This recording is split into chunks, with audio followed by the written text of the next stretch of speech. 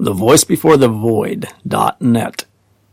Read more by Harper Cox at kinkerbellblog.wordpress.com. Yeah, I'd contacted her. She said I could record this. I'm too tired to think of a Taylor Swift lyric for this post, but I talk about sex, so you should read it. From Kinkerbell, A Journey of Sexuality and Enlightenment by Harper Cox. Hi, my loves. It's taken me a bit to sit down and actually write about what's going on here, but these past few days have been surprisingly good. I think the last time I wrote to you was before July 4th, which honestly feels like ages ago by now. I've been booking a solid amount of parties, nothing too extravagant or intense, but a few of them have been especially lovely. Everyone messages me asking to hear about the parties that I do. They want the nitty-gritty details about all the hot sex they think I'm having. It's as if they think that this place is nothing but girls being used as receptacles for pleasure and then handed over to the next paying customer. But I've got to be honest, that's simply not the case.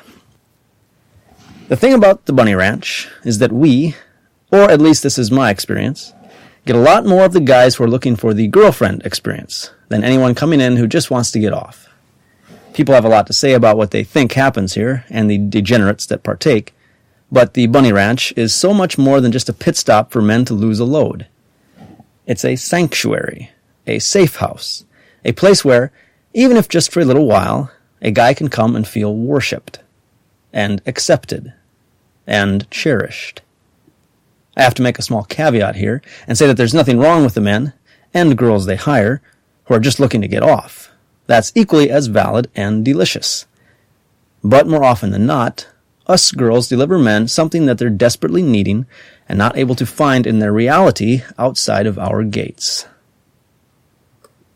The ranch is a shining beacon, a safe haven where the virgins can learn how to talk to girls and touch their bodies without feeling shame, where the socially awkward can feel validated and desired, where the misfits become rock stars, where the elderly, who in the outside world are overlooked and dismissed, are doted on and adored.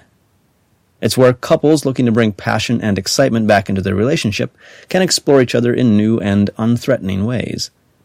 The people coming in these doors are looking for comfort, for affection, for some compassion, and, yes, for release. I had a party on July 4th with a guy. We'll call him R. And even though he paid a pretty penny to spend some time partying with me, we spent maybe 15 of those minutes actually having sex. That's not to say that the sex we had wasn't fantastic. He went down on me until I came all over his tongue. I went down on him. He sucked my toes. I let him fuck my ass and popped his anal fucking cherry. And then he titty fucked me until he came all over my face. It was such a hot time. But all of that, delectable as it was, wasn't the main meal. It's not why he came into the ranch that night. It's not why he spent the money that he did. And it's not what left us both feeling blissed out at the end of our party. The massaging and cuddling and self-divulging, that was where the magic was. Those tender moments when we were basking in our post-coital glow. I do hate that phrase, I think. And he was able to talk about what was on his heart and in his mind. That's what it was all about for him. His wife was bedridden, so sick that it took over both of their lives. And he was terrified about her dying. He was stressed about how to best take care of her and the medical decisions that awaited them both. He was lonely, and he had gone without a woman's touch for months. He and his wife decided that hiring someone, legally and safely, was a solution that they were both comfortable with, and so he came to us. And I was fortunate enough to be the one that got to provide him with that escape. And last night, I had a party with a younger and super hot immigrant who had just moved to the United States from India and was working in the Bay Area.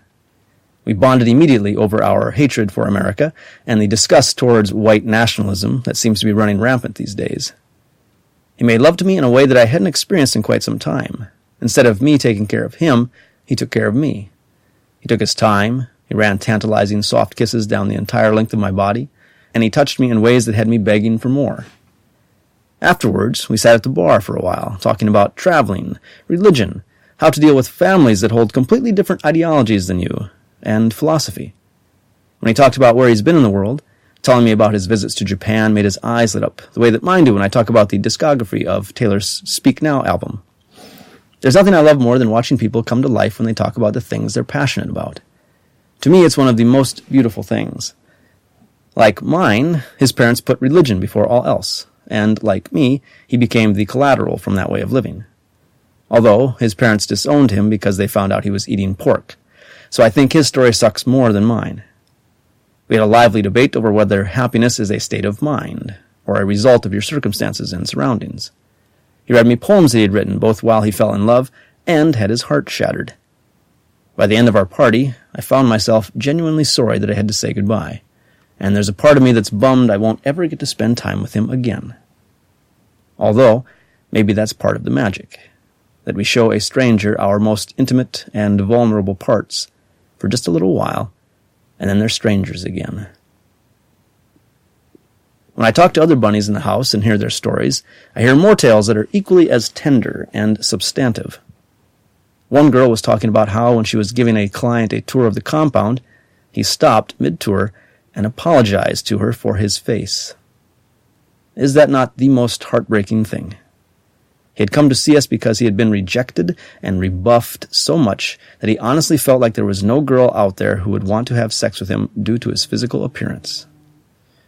Or another party I heard about from a different bunny where the guy came in a virgin and left feeling like a brand new man.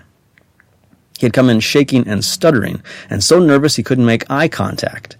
But he booked an extended party where he was taught the ins and outs of sex. Sex 101, you could say. He was educated about sex in a loving, affirming, safe, and open-minded way, where he could try all kinds of different things and ask questions and open up about desires and kinks without having to worry about judgment or condemnation.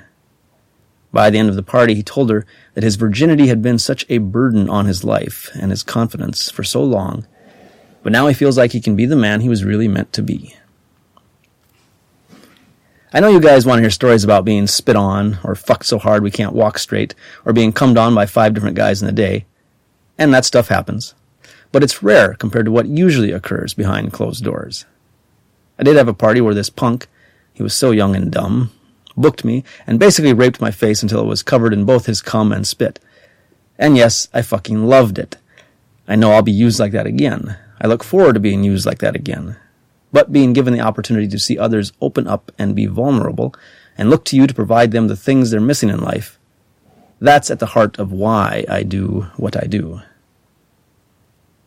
Oh my God. Complete 180 pivot, but I'm cracking up right now at how funny life is. Also, I've now been up for 20 hours and worked 15 of those, so this part will not be near as eloquent. As I was typing those previous paragraphs 3 hours ago, the bell rang, and so I had to go line up, and I got picked. This guy, we'll call him S, was with his uncle and another friend of his, and they were fucked up. They were coming from the casino where they won some money and were looking to celebrate.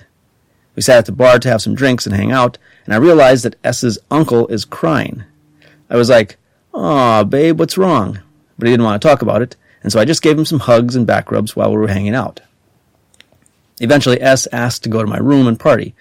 As we were leaving, I checked in with his uncle again to make sure he was okay, and he goes, "I just feel so bad for all you girls." Like, are you fucking kidding me?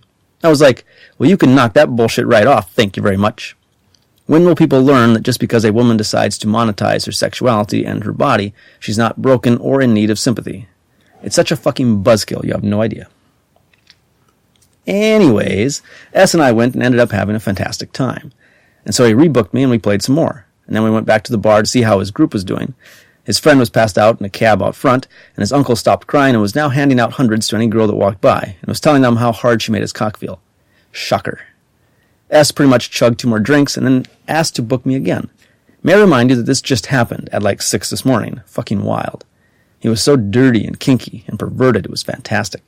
I laughed, though, because literally right before he came in the door, I was sitting here on my high horse in my room, writing about how the Bunny Ranch is for more than just dirty, objectifying sex. And then this fucking guy comes in and wanted nothing but those things. He didn't give a shit about what my hobbies were, just that he liked the way my tits felt suffocating his face. I gave him sloppy head. We were spitting in each other's mouths and rubbing it all over our bodies, talking filthy, filthy talk about making his wife a cuckold. Can women be called cuckolds, too? And I fucked his ass for most of it. It was such a hot time. I'm literally floating on cloud 9 right now. He's going to come back and see me next week, and I can't lie, I'm looking forward to it. Most of the time, this job fucking rules legit. I love it so, so, so much. I wish you guys could see the grin on my face or feel how blissfully happy I feel right now. I'm having the best time here at the Bunny Ranch this time around. I may never leave. Just kidding. I love Rhode Island too much. I am exhausted, however, so I'm going to crash now. I have a 14-hour shift in just a few short hours. I wonder what chaos and trouble tomorrow will bring. I love you all so much. Thanks for being the kind of people that I can share this stuff with. Kisses, Harper. Do you have thoughts on that? I always figured sort of that, but the way she wrote about it was much more touching than I would have expected it to be, partly because she's very eloquent in how she expresses it. But I always thought, in the countries, that allow it more legally, it's more than sex, obviously. But yeah, it's the way she wrote about it, it's actually really touching. Yeah, I think that's very well written. Yeah.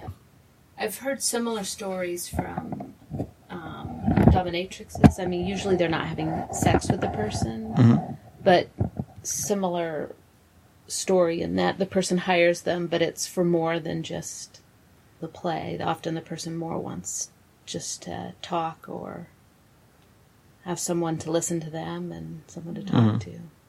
In a way, it shows how our culture is letting people down because people have so much need that's not being met that they have to hire someone. Yeah. Like on one side, it's hopeful that, or it seems heartwarming that people actually want more than just a mindless fuck. So that kind of restores your faith in humanity a little bit. But then on the other hand, it seems a little sad that there's so many people out there not getting their emotional needs met. Yeah. That they have to. Yeah. So who plays all those roles in society? Because a lot of those people sound like they might. Now the guy whose wife is sick, that one makes total sense. Yeah. She probably can't have sex, and he can't share with her because he's supporting her, so he can't share with her all his fears and sorrows. Yep. So that one totally makes sense. But with other people, you wonder that there's no one in their life that plays that role. Yeah. And so that's... Yeah, I thought it was quite moving, even. Yeah, especially it was really moving. Yeah. Yeah, the note about elderly, I'd never even thought of that, but my gosh, yeah. Yeah, that's true. Because people still have needs, but right. Yeah. Yeah, if you're not wealthy, and you're past a certain age, and you still want to have sex, probably the choices are pretty narrow. In that regard, this doesn't exist legally in most places. Right. So yeah, it was far more moving than I would have expected. I think I would have figured some of it, but it's interesting to hear it put in that way. Yeah. It also played across my mind that in some past civilizations, like in the Romans, there were priestesses who also served that role. They were temple prostitutes. Yeah. And it kind of reminded me of that it was handled in a slightly different way, but it was probably very much a similar thing, that you would go to a temple and make offerings to that. A lot of times it was a goddess, and then you would be with the temple prostitutes. Yeah. Yeah. Actually, I read this to a couple of people, and I got ideas. Kirsten was suspicious of it initially, because one of the thing of it is that's like a literary archetype, like the hooker with a heart of gold. Like it's, and of course her whole background is gender studies, and there's a part where she was like, well, of course, sex work is a legitimate profession, but there's a lot of exploitation in it, but that's usually where it's illegal. It's better where it's legal. Right. So there's people doing it who are forced to do it and so on. Yeah. But still like the idea that everyone who does it, loves it. Well, no, there's a lot of people who do it just because they don't have other options. So she was suspicious of one for that slant, but then also just because of like the relentless positive attitude of it. So she'd ask, if this person was selling stuff, if it was tied to like a Etsy store or whatever. But no, there's no commercial tie to this that I can find. I don't even know if that's the name she works under. I don't know, but basically just the blog. Yeah. That didn't occur to me, but it could also be life experience that, I've known a lot of professional dominatrixes and bottoms who love what they did for real. So I could believe that someone else would love something it's a similar. Oh yeah. Even if it's not the exact thing, there's definitely a similarity in it, Yeah. I mean, I guess it didn't come across to me as that proverbial hooker with a heart of gold. Because to me, the heart of gold would maybe mean more that she didn't enjoy it and was just doing it for a sick child's hospital bills. Oh. But she's doing it because she enjoys it. Yeah. So... yeah, right. It's not a heart of gold. That's a little different. Yeah, you're right. I mean, that's like saying that I'm such a heart of gold for accepting someone's sadism. But if you're a masochist, but if you it's enjoy not a heart it, of gold. right? It's not. It's your own hedonistic pleasure, right? Yeah. So I didn't think of her in that way. That's an interesting point. I mean, she's a decent person, yeah. Yeah. But that's empathetic, Yeah. To me, that's much more believable. Someone who's drawn to do that kind of work because they really enjoy the sex and they enjoy it. And to me, she seems like she feels powerful in it. Not a lot of those things are. I mean, there's a lot of prostitution that's bad, like especially with pimps and keeping people drugged up. Yeah. And so that is against people's will. But my guess would be everybody at a place like the Bunny Ranch wants to be there. Because I think there's people waiting to take your place, and if you're not, it shows. Yeah. Right, yeah, you couldn't do the job if you didn't. Yeah, I don't think you could fake it. Particularly one where you're providing pleasure. Yeah. My guess would be everybody there wants to be there. Let's just say they don't seem like it's the same thing where someone's making them do it. Yeah. Yeah. I don't know. Yeah, isn't that an interesting piece, though? Yeah. Yeah, it is. Yeah, very well written. Yeah. The other posts on her blog there, they're similar. Some like she gets into some of those aspects more in detail. I like this one because it kind of touched on a lot of the different points or themes that she has through her writing, all like in one piece. Plus, like this was, I think, particularly more touching. Yeah.